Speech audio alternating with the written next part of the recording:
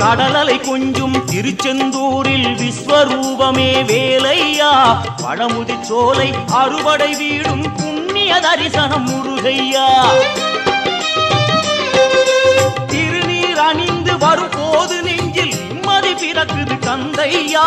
சுகனே சிவனார் மகனே உன்னை பாட பாட சுகமாகுதையா வேல் முருகா அரோகரா அரோகரா வேல் முருகா